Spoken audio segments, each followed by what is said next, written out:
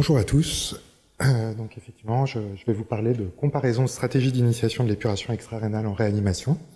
Je suis David Aja, je travaille à l'hôpital Pitié-Salpêtrière à Paris et c'est un travail que j'ai fait en collaboration avec Maya Van Kube de l'université de Fribourg en Allemagne, Didier Reyfus de l'hôpital Louis Mourier à Colombes, Stéphane Gaudry de l'hôpital Avicenne à Bobigny et Jérôme Lambert de l'hôpital Saint-Louis à Paris.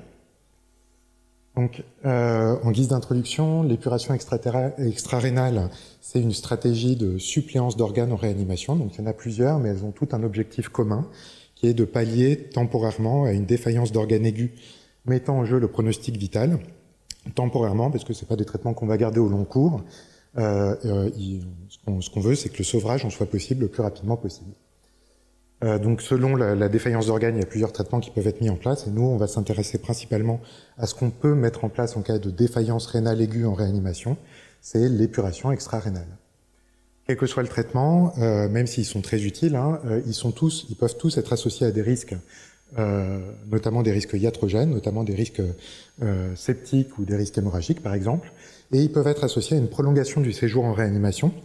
Ce qui fait que ces dernières années ont été proposées des stratégies pour essayer de limiter leur utilisation, soit en limitant leur durée d'utilisation, c'est-à-dire en accélérant le sevrage des patients qui reçoivent ces traitements, soit carrément en essayant de limiter leur initiation, c'est-à-dire en limitant les indications de ces traitements. C'était d'ailleurs l'objectif d'un essai contrôlé randomisé multicentrique qui a eu lieu en France, qui s'appelle l'essai AKIKI, et qui comparait en fait deux stratégies d'initiation de l'épuration extra-rénale en réanimation.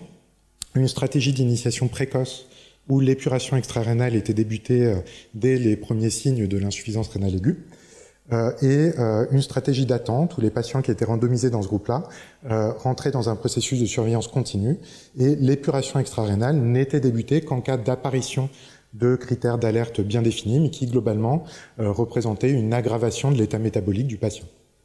Donc les résultats de cet essai ont été publiés en 2016, c'est un peu vieux maintenant, et sur le critère de jugement principal, ne montrait aucun bénéfice significatif d'une stratégie par rapport à l'autre, c'était un essai de supériorité. Le critère de jugement principal, c'était la survie globale ici.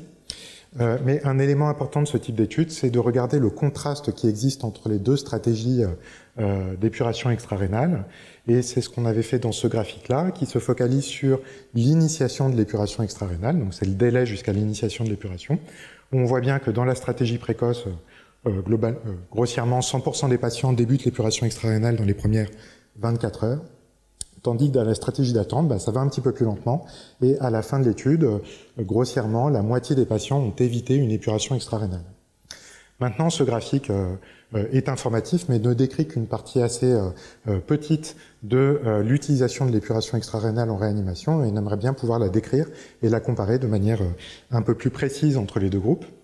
Mais c'est pas quelque chose qui est si simple à faire. En fait, il y a plusieurs spécificités, plusieurs difficultés qu'il va falloir surmonter pour bien modéliser l'utilisation de l'épuration extra-rénale en réanimation dans cette étude.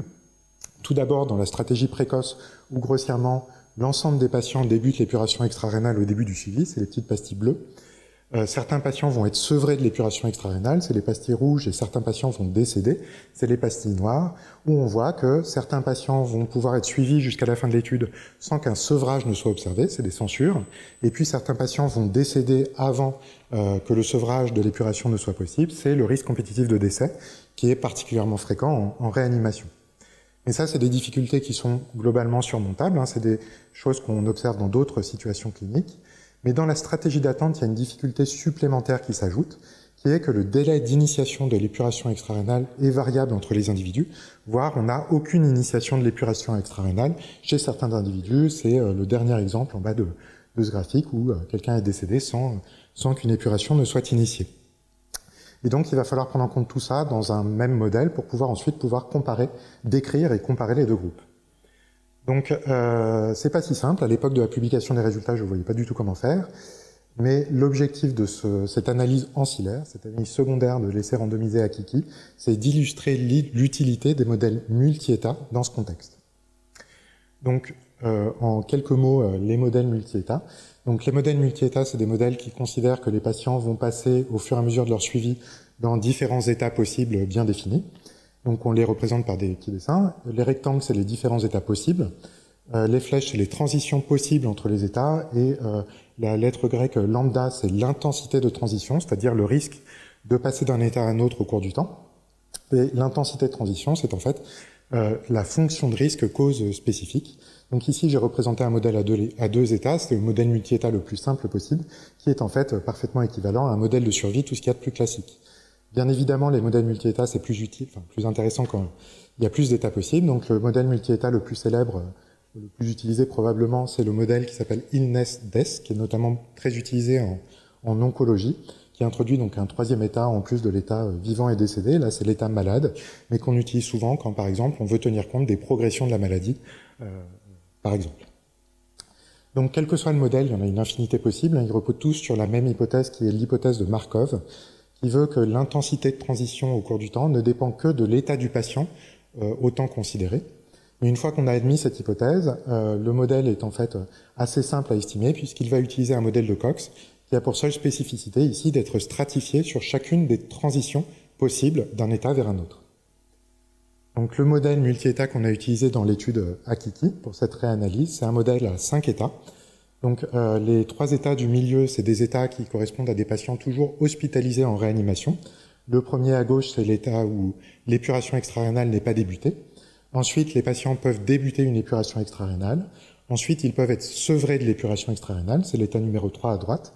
Et quel que soit le moment du suivi, les patients peuvent aller vers l'état vivant et sorti de réanimation, c'est l'état numéro 4 en bas, ou alors vers l'état final absorbant, qui est l'état décédé, l'état numéro 5 en haut.